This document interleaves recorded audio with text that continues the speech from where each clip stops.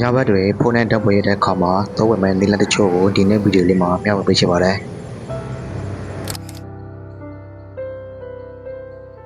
ပထမဆုံးကိုကတော့နိုင်မှုဆိုပြီးတော့ရက်တာပါ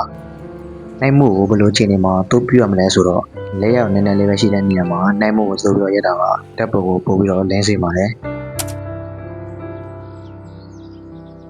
ဟိုမှာလာတော့မီးရတော့ကိုနိုင်မှုနဲ့တိုးပြီးရမယ်ဆိုရင်တိတ်ပြီးတော့တဘောကစားတော့မှာမဟုတ်ပါဘူး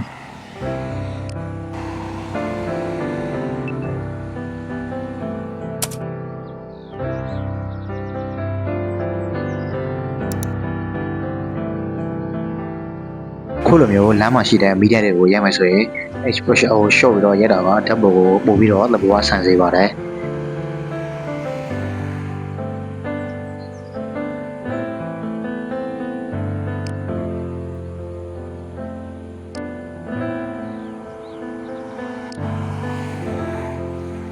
exposure ကို short ပြီးတော့ရိုက်တာကကားရဲ့မီးရောက်တွေကိုပါရှက်ရှက်လဲလဲတွေ့ရမှာဖြစ်ပါတယ်